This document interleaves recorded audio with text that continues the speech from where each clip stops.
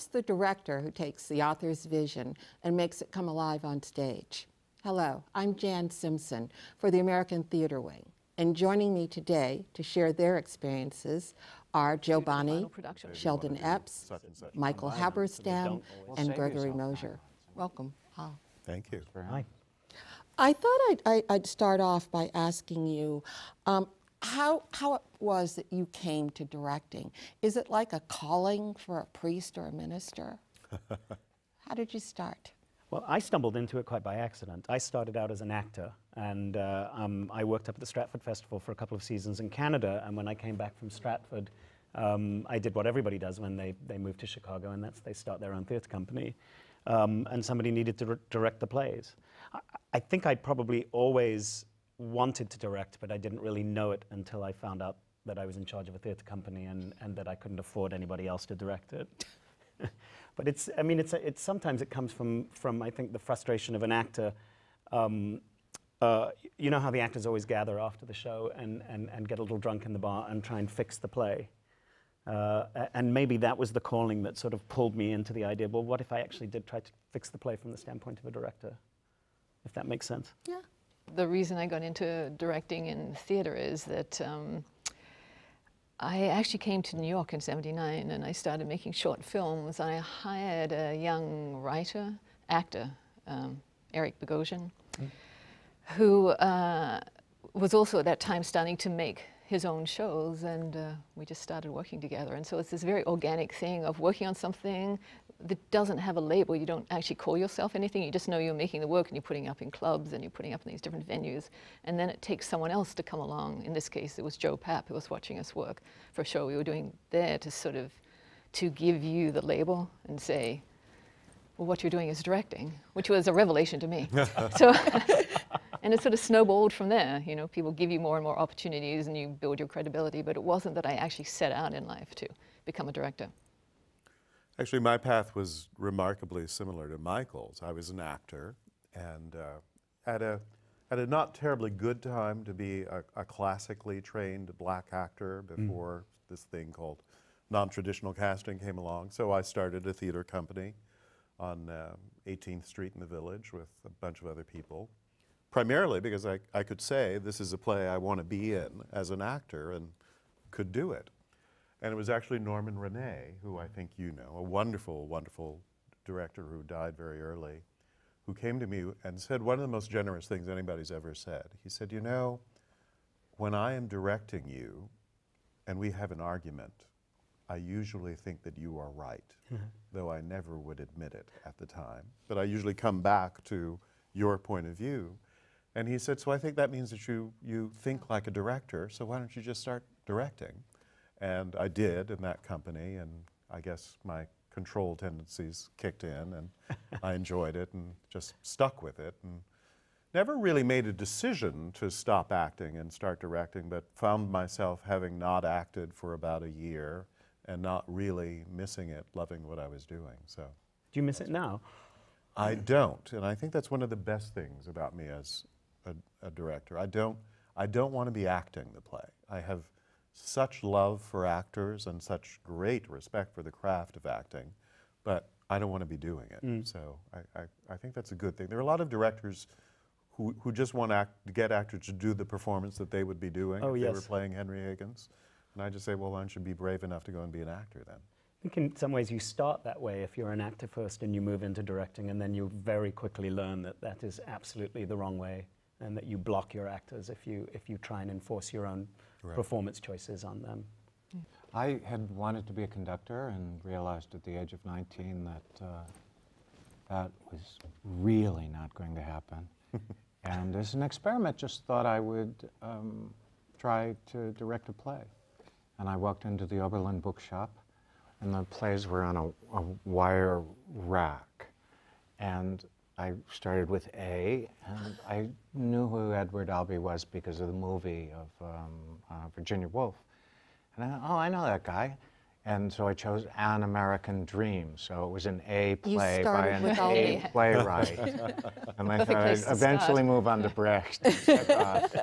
And the Zoo Story. And that's right. And but I just said I would do it for 5 years and see if I liked it. And I did. If you're not going by the alphabetical method, how do you choose the plays that you're going to do? What is it that says to you, this is the one I want to do? For me, it's often the people I'm working with, whether that's the writer, the playwright, or an actor who I've always admired, or a group of actors that I've always admired. I've also found, having done a lot of work in resident theater companies, where you get some choice about what the next season is, I always wanted to do the thing that would teach me something that I didn't know. So at the Old Globe or at my own theater, I try to do plays that are unlike any other play that I've done before. So, you know, I'd never done an Ibsen play, so I did Hedda Gabler. I'd never done a Coward play, so I did Private Lives. I always want to do something that's going to make me learn something, make me read those books that we're all supposed to read or have read years ago that I've never read. I say, if I do this play, I'll have to read this book. I'll have to learn how to deal with this material. So it's often about my state of ignorance that a play will attract me, actually. It's interesting, as an artistic director, you get the luxury of choosing, but most freelance directors come often the play, I think that plays that they direct are the job opportunities that come by them, so they don't always have the luxury of passion projects. But it seems to me either way, hopefully a play should always be born from a place of passion, a desire, a need to say something, and whether that be through a learning process or a deep passionate belief that or some psychological state that you're exploring. I mean, mortality is always good for a start, isn't it? I think it's also just what is your curiosity for storytelling? What are the stories you want to tell? I mean, for me, because I tend to work on new plays, I rarely do the classics, and I don't know why, perhaps because I think there are people who do a much finer job than I would do.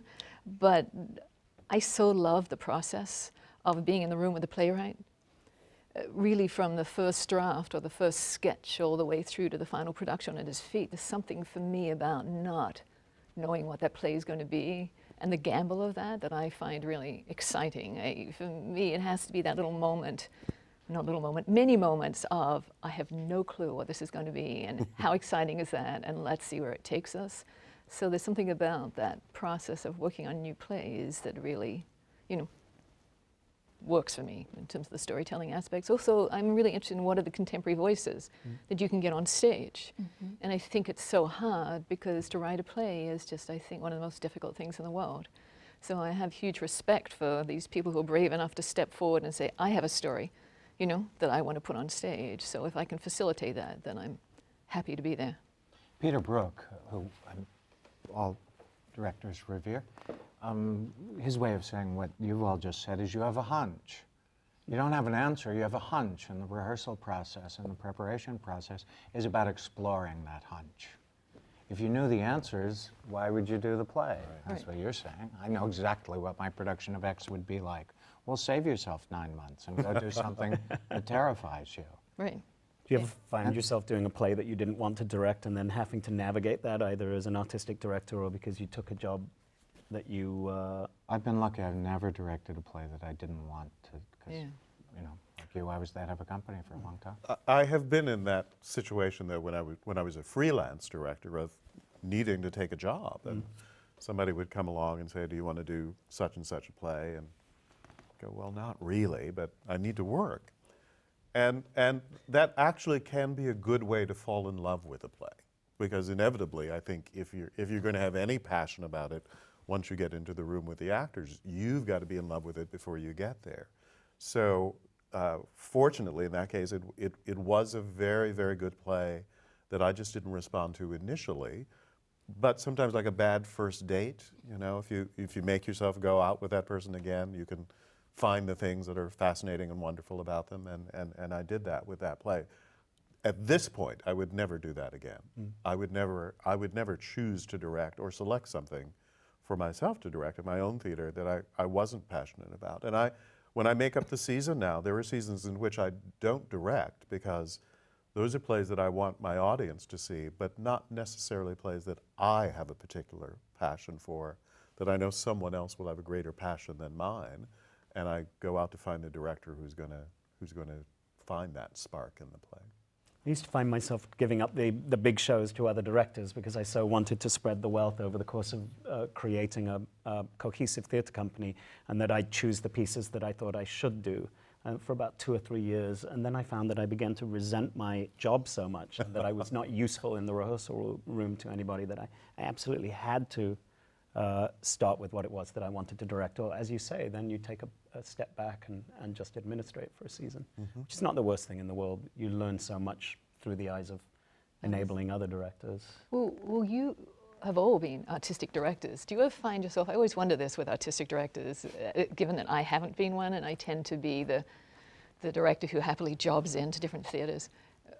But if you sat there watching an outside director come in and direct something and it's just terribly disappointing to you, or it just doesn't seem to be landing, and you, like, what is your urge at that point? You have to just, you know, take the high ground and step back, or do you feel in terms of because it's your theatre and also you have that responsibility that you have to step up and step in? I mean, how do you negotiate that? Because I have been around a lot of different artistic directors who have done different things. Step in and Step on.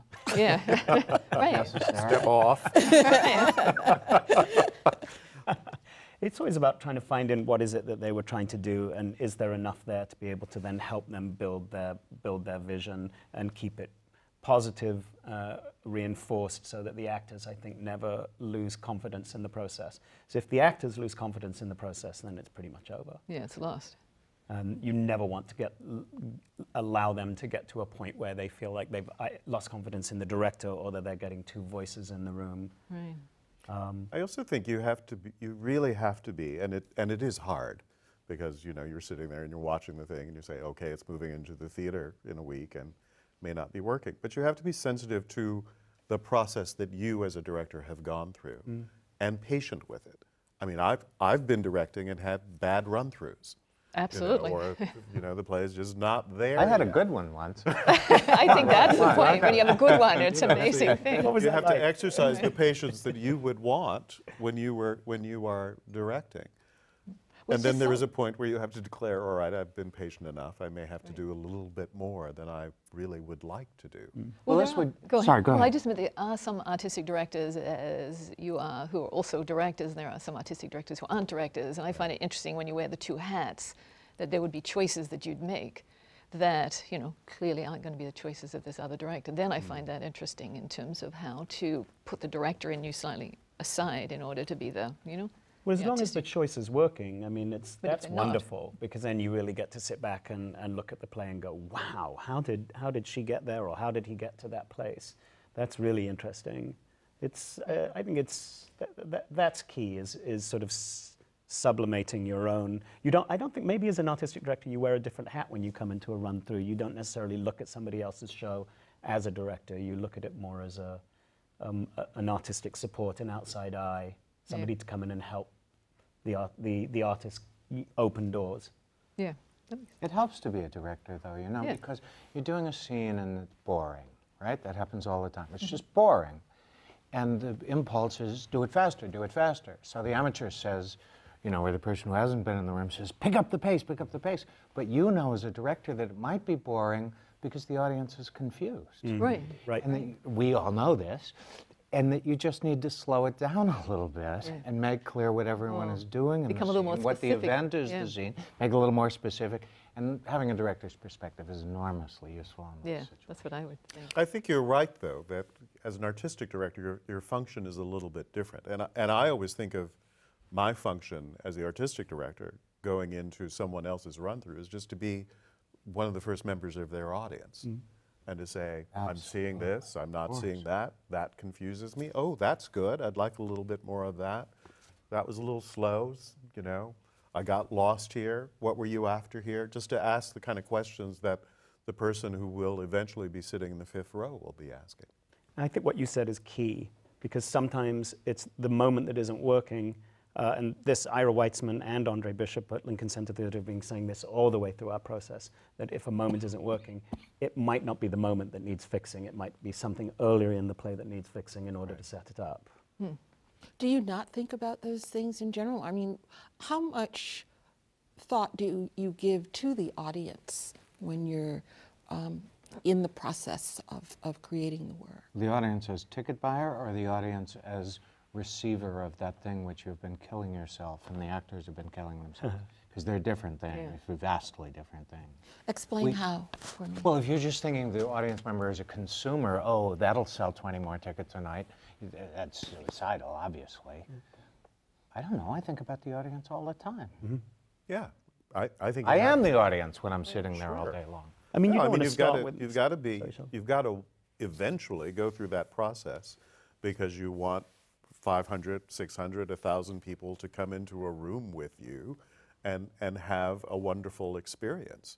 So, you know, I often think that there's a big parallel between theaters and restaurants.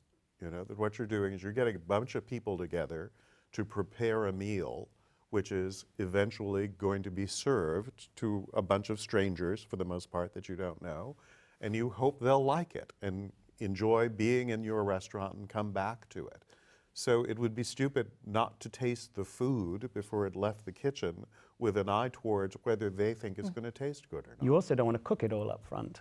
Exactly. Otherwise, it's overcooked. And by that, I mean, you wouldn't want to come in on the first day of rehearsal and start talking about diction. You know, it's like, or you're not going to land that laugh on this while we're still actually trying to discover what's this moment about, what's happening that's human here in this moment. Yeah. It's also when you're talking about, do you think about the audience? I think that's directing 101, because what we're doing is storytelling. If you don't have an audience, then I don't understand what you're doing it for. So it's not that you're thinking in terms of ticket sales or what the end product is going to be in terms of an external world of, you know, ticket sales, reviews, you know, a longer life or something. You actually are literally thinking in terms of, am I telling the story? Am I telling it the best way I can? Will people like this story? And I mean like in terms of, in the most simplistic terms, which is laugh, cry, weep, you know, walk out, you know, maybe. And sometimes it's wonderful, you know, you push something to the edge and it's not for some people. And certain people should not be in that audience. I mean, it's however you want to place your story, but that's all we're doing. I mean, it's really sort of kind of old-fashioned, classic, around the fire, telling stories. We just happen to put it in the bodies of other people, and we work with, you know, wordsmiths, playwrights who created it. But it's, I mean, we're all kind of in the room making the sandcastle together, and then you know, shove it out there for people to look at. I don't think it's, I just think it's so primal. You've talked about the playwright a couple of times and said you like working on new plays. Do the others of you have a preference for working on new plays or working on classics, working with writers who are still alive, still with us, or those who are far away? I mean, do you have a preference? I try to kill the writers during the process.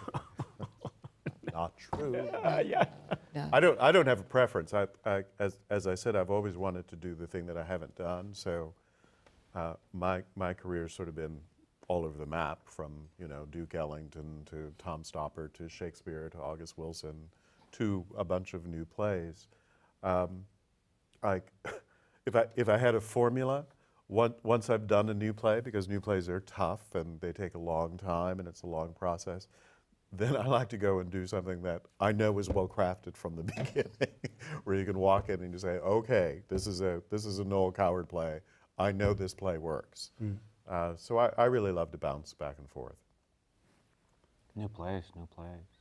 Why? I love directing because, as Joe says, the process, doing something that no one knows what the result is.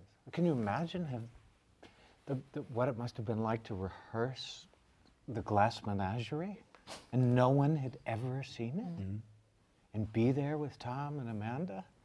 Well, if you're lucky, you get to have some version of that experience in your life.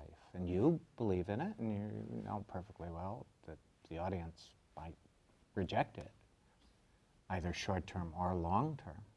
A lot of great plays were rejected initially. American Buffalo got all bad reviews in 1974, except for Dick Christensen. I didn't know that. But it's interesting, I think, and you know, you say new plays, and you've just done a couple of revivals. But the fact is that when you walk into the room, every play is a new play.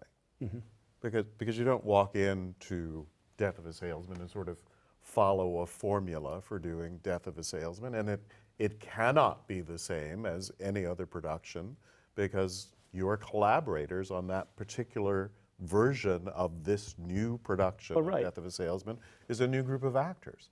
So they're all new plays in a way. But people do come in with certain expectations or baggage or history. I mean, it's just, and I don't mean that in a negative or positive way. I think it's just the given when you're doing, any classic play, and then it's how you make it new and fresh. Well, right, that's the fun. I Yes. mean, is to shake up assumptions. Yeah.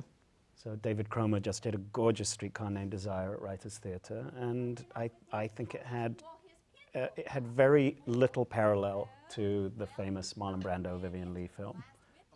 He just had his own take on what he thought this play was going to be about and how he wanted to tell the story. And within minutes, the audience was very comfortably in his world. I think you do know that Private Lives works when you come into the room, but if you've got a passion for it, it's because you want to tell an old play with a new sensibility, with a fresh look, so that it speaks to now. There's no such thing, I think, as a definitive production. There's only a definitive production for a short period of now, and then we move on to what the next definitive production is. A good play, hopefully, is refreshed every time it's revived. When you're starting a process, be it a revival or a new play, do you start with a concept in mind, or is your first thought about the casting or your first thought about the design? Where does your process start? In a new work, then you sort of, I find that you look at what the playwright wants to do and you start there. If you're looking at Hamlet, you might think about, okay, what do I think Hamlet's about? What's the story I want to tell? And certainly with Hamlet, if you're going to do Hamlet, you should bloody well know who your Hamlet is before you go into rehearsal. So that's a conversation. So it depends on the project, don't you find?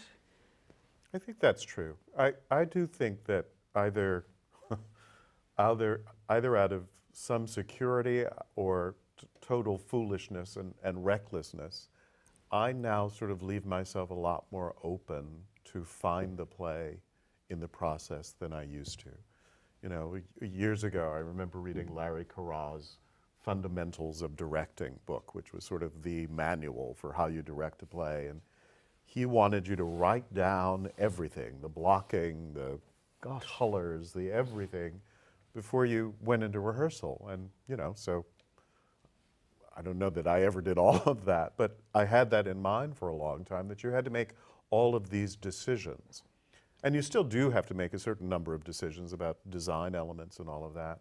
But about what that living, breathing thing is going to be, I now find myself sort of waiting to find out what it is with the people in the room, particularly the actors, and have them inform me about what the play is and what this production of this play should be, rather than to cut the suit before I get in there with everybody and say, okay, now you wear this, whether this color looks good on you or not. So like you want to find a design that the actors can almost inhabit and then fill out, rather than something that pushes something oppressively onto them. But I think it is a little bit of a combination, because you have a team that's looking to you for some sort of vision. You've got your design team before you ever step into the rehearsal room with your actors. Even in auditions, you have to have some sense of, out of the many actors that are going to walk into that room, someone is going to fall with it. And often they can surprise you, of course, and someone can take you down a path you never anticipated. And they're the most exciting actor for that role. But still, there's a general, sense that you bring into the room before you ever step into the rehearsal room. And sometimes there's just a total concept, I think. I actually agree that once you get in the rehearsal room, everything should be up for grabs. You don't know what the blocking is, but you're already halfway down the road in terms of a set. So for a start, that set is going to dictate, certain choices you make in terms of blocking before you even start, regardless of what the kind of organic body language is of each of your actors who will define the characters. So I think there is that. It's interesting because I've just been in the middle of the process at the moment, getting up a play of Lynn Nottage's, who, I just think is the most wonderful writer. But this play is tricky because she's been very ambitious with it, and it takes place in a lot of time and place and shifts backwards and forwards, and the first act is very different to the second act. And what was really asked of this before even stepping into the room was that the director bring a concept to it. After that, you get to a point where, okay, now we have to trust the text, we have to trust the actors, but really before we started on that, I had to think, what is my concept for this piece? How am I going to make the first and the second acts live as a whole play? Even though Lynn had written that it would be, and you had to trust that it would be, but it wasn't just a given on the page, because it's not linear and it's not. So the play gave you like a puzzle that you felt was a you had puzzle. to solve to some degree. So you had to make very strong visual choices and a language for it, which I think is the most exciting thing, that it asks of you to bring that in, and then you put in the best collaborators you can in the room. And you've done it beautifully, let me say. Well, thank I've you. seen We'll the see. But production. I No, just mean it's it quite is, wonderful. there is that, you know, what do you bring to it? And then you have to open it up to all your other collaborators and trust that each one of them is going to bring, you know, the skill that you don't have. Well, you have some givens, as you say, what you deal with in the script. You have to deal with ghosts, Right. doing Hamlet. His father has to come back from the dead, so you have to create a world in which there can be a ghost. Right. And whatever that choice is, whether you put it in his head or you actually bring a living ghost out on stage. So there are a series of decisions. In A Minister's Wife at the end, the musical that we're doing right now at Lincoln Center Theatre, the end of the play breaks open from Shaw's Candida, which was its original source, and becomes a very abstract space. So we had to create an environment that could be both real and abstract at the same time. So I suppose there's a conceptual start there, right? But then you have to allow the concept to cement the play together, but be open enough so that the actors can come in and fill it out in rehearsal. I think I've been confined sometimes by overly specific choices Right. that I've made. You know what I mean? Suddenly you Yeah. realize, oh my gosh, I've got this decision, and all of a sudden the actor's coming up with this wonderful idea, and how am I have to now crack through this in order to be able to let this idea live, Yeah, and be able to serve the play. well, and also to go away and actually say, wherever you're at in the process, it's not working. And to literally be able to throw stuff out. And, you know, I mean, I think we've all dealt with something where it's just the concept isn't working or the set isn't working. And we literally at 3 in the morning, you're up going, okay, if I get rid of that wall and I get rid of that, and maybe the whole space is just blank, and maybe I do this, or no, maybe I need to enclose it, but I'd always seen it. It's saying the dialogue is ongoing because the discovery is so huge as you're going through the play that you don't, you know, actually know where the road's leading you until you sort of bump into the tree and go, okay, that's a problem. So. You read those great stories about the European, usually theater companies, where they have lots of money and endless rehearsal time, and great stories about people working on a play for 2 or 3 weeks with a group of actors just to discover the play, and then they go and design the set. You know, they just, we sometimes get that, something similar to that if we do a workshop of a new play. But, you know, one of the difficulties of resident American theaters, you're on such a fast track. The process is just so quick, and you do have to make so many decisions before you even get into the rehearsal room. I often wish that I could rehearse everything for 3 weeks and then meet the designers and then do the design work. I was in Stratford working on a production of Timon of Athens as an actor with Michael Langham directing, and Anne Hold Ward did the costumes. And I don't know if this had ever been done at Stratford before. And Stratford is an enormous machine. They're often designed and half built by the time the actors show up. And Michael insisted on having Anne in the room, and she would sketch the actors and look at what we were encouraged to bring costume pieces in with us to rehearsal. And a lot of those pieces actually ended up making their way into the show. But they had to hire, I believe, a New York shop to build the costumes because the Stratford Festival couldn't handle the timing of circumstances. They The have process, exactly. they couldn't track it. They couldn't track it. They were too backed up at that point in time. They had other shows that they needed to build. It was a stupendous production, though. That actually was, did you see that maybe? That was produced here with Tony Randall's theatre company. Oh, who I moved saw it that, down here. yes. It was very good. It was good, eh? Yeah, see, my Canadian came out just Let's talk a little bit about working with actors. What do you look for when you're in the audition process? What lets you know this is the person who's right? Well, a lot of times you cast without auditions. That's the first thing to be said. Because you've seen the person's work and you've always wanted to work with him or her. And sometimes, as I think Sheldon said, that's why you do the play, because it's an opportunity to work with that actor. So it's a two-part question, really. Why do you want to work with that person? And then, but if it's specifically about auditions, and remembering that a lot of young actors watch this show, it's really out of your control. I used to be enraged when I was a young actor, when directors would say, "Oh, I know in the first 30 seconds." I would say, "How can you know that?" "I won't have given you my Trofimov. First 30 seconds, I have surprises. It will come later in the monologue." But no matter how much you try not to have ideas and be open to any idea of the play, you do have ideas. And you go, "You're great, man, but you, in a million years, you're not playing Trofimov." And I say to young actors, look, most of you guys are not going to play Stanley Kowalski, because no matter how Crummerized the production may become, there's a certain kill you sexuality about Stanley Kowalski. And you don't have to look like Marlon Brando, but if she doesn't walk in and go, "Uh-oh, I just came to the wrong city," then it's not Streetcar. And Crummer's is going to be different than Kazin's, and I'm so sorry I missed it. I just think Crummer's great, but there's something, and then I go, right, yeah, I guess I'm never playing Stanley. And then once you make that adjustment, then you say, well, then maybe I'm not going to play this guy's Trofimov in whichever one of those Chekhov plays Trofimov is in, The Cherry Archer. Do you ever get surprised in an audition, though, like when somebody All comes the in and time. just like, you knew what you wanted, and then this person comes in? All the and time. completely It's not takes that the you're role. looking for a 5-foot, dark-haired guy. That's not it. But you have an idea of what somebody has to. I mean, in championship season, one of the guys he's been in and out of hospitals for the last 5 years because he's been drinking.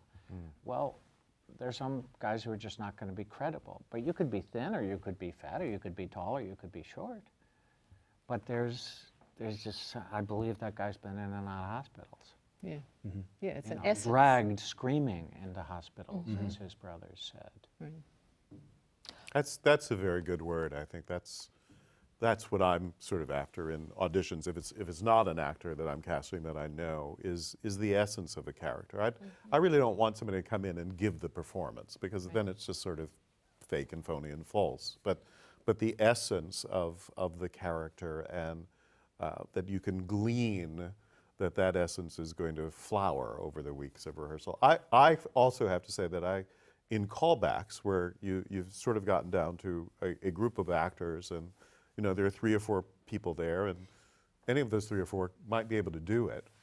I just like to find out whether I want to be in the room with the actor for the next 4 or 5 weeks. I spend a lot of time not reading the play in callbacks. Just come over here and sit down and let's talk for a while, because I just want to know, are we going to be able to speak? Life's too short. Yeah, That person is going to take over your conscious life and your subconscious life. Oh, gosh, yes. For the next 6. You literally will be dreaming about this person, and you want to be careful who you let into your dream life. It's also over time, as you accumulate a body of work, and also as you see theater, you get to know actors, and there also is the situation where some actors audition fabulously and then actually don't develop over the course of a production, and other actors just suck in audition. And they're going to, their process is slow, but they're going to be fabulous at the end, and it's really helpful to accumulate that information about the possibilities of your cast, because I think that's where it actually helps. Sometimes you'll get a call from a fellow director, because most directors actually don't tend, in my experiences, most directors don't hang around talking about their process too much, and they don't check in with each other too much when they're on a show. I mean, everyone seems to be and I speak for myself, in their own You little know bubble. Mike Nichols' great line about this? Right. That directing is like sex. You know other people are doing it, but you so seldom get to watch. Absolutely. That's perfect. Well, that's true. And so that's the thing. So the one thing that I think people share sometimes is you'll get a call from someone and go, so-and-so. I'm thinking of them for, and I know you worked with them. Tell me a little, things like that. Just little, people will kind of just check in with each other a little. But that's pretty much the only shared, yes, experience. Always, because there's such an enormous leap of faith. I mean, it's still all a crapshoot. No matter how much you think you're prepared, you don't really know what's going to happen until you get everybody in the room. You could just sort of keep your fingers crossed and hope that the chemistry comes together and that everybody lives in the play. But I always do that. If I've got an unknown actor, I'll send a quick text out. Right. Somebody who knows I'm Tell me. working on the show. Yeah. Truffle What we them. haven't said is this is all in service of the script, of course. You know, we talk about what we want to dream about them and we like everything, but there was a writer, unless you're creating a script out of rehearsal. So is this person going to serve this play? That's the question, right? That's yes, right. absolutely. Yeah. And the later in the process you rehearse, if you're the first person to be cast, kind of carte blanche. But if you're the fifth person, you now have to fit into that group of those other 4 actors. That's right. And also when you talk about the playwright, I mean, if you're talking about a dead playwright, then, it's anyone's guess what they might have imagined in their head. But if you really are talking about a living playwright, I feel that when you're putting up the first production, there's you have to really tap into they're right here as your partner, they're your collaborator, and how they heard it in their head and what they imagined becomes a huge part of your process in terms of casting. Because you're not going to go down this road if for them really, this is how they see it. So you have to, it's very much, I don't think you ever end up on separate pages because then you just simply shouldn't be doing the play together, but at its best, you're having a real dialogue about what is the ideal cast for you. Sometimes when you're working on a play, you'll say to the playwright, okay, if you had a wish list, and you could be talking about Laurence Olivier, you can be talking about someone who's dead, but if you had a wish list, who would be playing these roles? That's a great question always for writers. Who's Yeah, the it gives dream you person? some, yeah. Just, Particularly if you use dead people as an example. 'Cause, Right. Yeah, because then it's a quality, yeah. Exactly. You talk a little bit about young actors. There's been some discussion about the training of young actors and how it sort of compares and stands up to generations before. What are you finding with younger actors? I risk sounding like I'm about to take my teeth out and put them in a glass, but the thing that I have noticed with a lot of the young actors I've worked with, although I have a vague optimism, a seed of optimism that this tide might be turning, and maybe because of the recession. But I found there was a significant amount of entitlement coming into the process. It had a lot of young actors who thought that they should be playing the starring role and were not willing to work hard in a minor role and learn from great actors, which is that's how I worked my way through the Chicago scene. I learned at the feet of and up at Stratford, enormously talented people, and I thought I was very lucky to be on stage with 3 or 4 lines, and was quite willing to be moving furniture and making 3 or 4 costume changes over the course of the evening. There was a period where I felt like I was working with a lot of actors who, when you would say, okay, you're going to have to help us with the scene change, and I need you to be an extra in this scene of, all right, as opposed to, the tide seems, I just had a wonderful experience on Rosencrantz and Guildenstern are Dead, where I had a young cast who, I've never had a more hardworking group of actors who were more excited to be in the room. That felt like a shift to me. I don't know if you've had this experience at all. It's understandable. You've got kids coming out of drama schools with $100,000 in debt. Yeah. Oh, that's interesting. You want me to, I understand it's a paycheck, but it's $450 a week and I have to live, and you want me to play 2 lines? I get it. I mean, I know what you're talking about, but these young people, particularly coming out of the professional schools, are under enormous financial pressure. It's Yes. terrifying. And yet they don't understand that the best way to move, not only to become the best actor, but to really move through the ranks, is to go do that four-line part and hang out with everybody, and because now you have 10 people saying, hey, you should get Jimmy, he's good. But you're also seeing kids coming, because of the way a lot of programs now do these showcases on all three coasts, you're seeing kids coming straight out of school and suddenly finding themselves in starring roles in TV series, and then coming back to Broadway and regional theaters and playing roles that they're being cast in because they think they're going to be ticket draws, but not necessarily because they're actually capable of playing the role. And I think that's that starts to open up a whole can of worms in terms of the industry as a whole, our reliance on stars, which again, I'm not pulling down. I'm just saying that's a lot of the entitlement factor can come out of that. I have no problem with the star system. The star system has been in existence since the dawn of theatre. Ask Richard Burbage. But it has shifted more into off-Broadway than it used to be. That used to be the Broadway thing, I think. But over the last few years, I noticed that more and more, when you're casting a play, the first question from the artistic director will be, well, at least with this role or this role, the two, let's say lead roles or one lead role, who could we offer it to? Because for them, it's very important to have a name that, will have some familiarity. So it's hedging their bets a little in terms. You're talking about subsidized off-Broadway theater. Yes, just not-for-profits. Right, exactly. And that always used to be, I thought, the process for casting in commercial productions, but it's become more and more just the regular fare of theater. And I just been piggybacking on what you're talking about, actors coming out of school, they have these debts, they, if they're lucky, they pick up a TV or film role that gives them some profile, they're going to immediately shoot to the top of the list in terms of being offered a role or cast in a role than someone who has just come out of school and doesn't have a profile. It's really, really difficult whether for a they're young capable actor. of playing the role or not. Yes. And that's the challenge, I think. Yeah. So again, I have no problem with star system as long as these actors are capable of actually playing the role. I think the difficulty is when you start from the position of compromise and casting with a star, and this person has managed to. Then I think you have a challenge, and I think you have a bigger challenge because we're educating our audiences now to only come to plays that have headliners in them, as opposed to coming to plays for what you rightly said earlier. The initial inspiration should be because of the writer. And it is a challenge in terms of casting. I think, particularly as someone who works in a theater that's close to Los Angeles, where a lot of people are there for the movie business, the television business, all of that. I think that great acting comes from people who have developed a certain kind of stage muscle, a certain kind of energy, and it has to do with allowing the music, the text, to pass through their entire body. And that's why they're present on stage. That is not something you develop on a television series.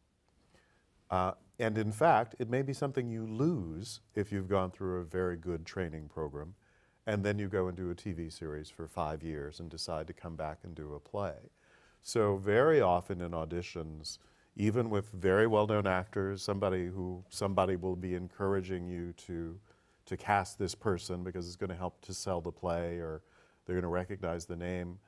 I get really nervous about casting those actors who just don't have that stage energy to get through 8 performances a week and really deliver the play. Well, you don't have a little theatre, so they have to be able to fill that house. Exactly.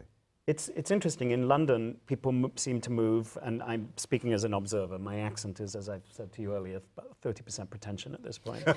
I'm an American-trained artist, and I am an American. I work in the American theatre. In London, when I go to visit, I'm always impressed by the effortless way these actors seem to be able to move between stage and screen. But that's because it all exists in one place, whereas we have our film industry on one coast, and our Emerald City of theatre, at least, is on the other coast, and Chicago and Seattle, of course, the other centers of theatre in the country don't seem to have a lot of film business, so they are primarily stage. We need to find maybe some way to merge the two, because so it is. that we can allow for both. It is a wonderful thing. I love the idea of actors moving back and forwards between the mediums, because I think it actually opens up a wider audience, an audience that might just watch film and TV actually will get drawn into the theater, and then they're going to open up other possibilities of seeing other theater. So I think, you know, it's something to be encouraged. I don't think it should separate, and I think that No. if someone doesn't have the experience, it's great to, you know, give people the opportunity with the hope that they, you know, that they develop those muscles and they get a taste for it and they want to, you know, And it's continue. thrilling to see like Judi Dench on stage and Ian McKellen and actually Edie Falco. You know, that's a wonderful thing to be able to sit in the audience and do. So I'm not knocking the idea. I Yeah. just think it's an interesting challenge. Yeah, And no, I it's don't knock really- it either. And I think it's a wonderful thing to have the opportunity to do, you know, and I did a play with Lawrence Fishburne, and, you know, of course, the play sold very well, but he's also a great stage actor, you know, so it was really fortuitous. It's tricky, though, that people don't realize they have to maintain their instrument. I really admire those people. Phylicia Rashad is a great example. The whole time Phylicia was doing all of those television series, on hiatus, she would always go somewhere and do a play. And a really challenging role. Go somewhere and do Medea. Go somewhere and do a Pearl Clegg play. You know, she understood that it was necessary for her to maintain her stage muscle. A lot of people just let it go. I've noticed, and I guess everyone has, the increased use of video projections in terms of set design. And I'm wondering, has that had any effect on your work as you're conceptualizing work, as you're working with your designers? I eschew it, but that's partly because I like saying the word eschew. I've You never. say it well. Thank you. We're impressed. Julia, don't you? I've never seen an actor win a fight with a projected image. Just never seen it. You know, we see this in lectures all the time. You know, not a theatrical presentation. There's the person giving the speech, and behind her is a 40-foot wide video screen, and she could be no further away than we are from each other, and you find yourself looking at the video screen. It's crazy. It's crazy. And there's no resolution to it. You can't, all you can, it's recognizable as the person who's giving the speech, but you can't see the twinkle in her eye, you can't see the fear, the nervousness, you can't see the exuberance about whatever it is she's talking about. It all gets washed out because the resolution just isn't high enough. So, but for some people, obviously, it's, and then you see something like Kentridge, you know, where the video, this great artist who does theater William pieces with Kentridge, William Kentridge, and that's another thing entirely. But What you about all something may like feel Brief differently about this. What about something like Brief Encounter, though? I mean, that was Didn't see it. delightful, just a delightful interaction Yeah. between film and stage. I'm for it. I just didn't see it. I personally love the combination, but I think that is a thing to be careful of. But I actually think that it's the opposite. It's sort of the judicious. See, I'm trying to use eschew. No, but I'm just going to use judicious eschew. use is Judicious use is actually the way to go, because I do think you've got an audience, particularly as a younger audience comes in, who, you know, that is part of their visual language, and to use that combination is an exciting thing. I do also believe that a living, breathing human being in front of you inevitably is always of more interest than the image. So it's just a matter of not fighting them with the image. It's that combination of how you present the video image, let it rest, and then put the focus back on the actor. But I think if you can, you know, play with, I just see video as a window into something, and then it becomes interesting. But that's probably because I come out of, my background is more art school and TV and downtown performance art and that whole multimedia, I would say better to or worse.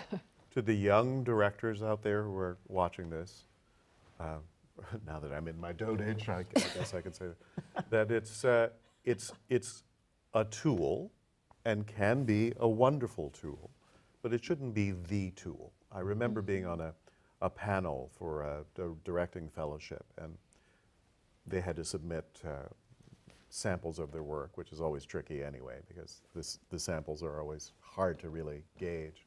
But I would say 8 out of 10 of them were using some kind of video images or component in the work. And it was frequently all you could see, all you could look at. And it's a tool, but it's not the tool. The tool is the power of the actor's performance and the storytelling.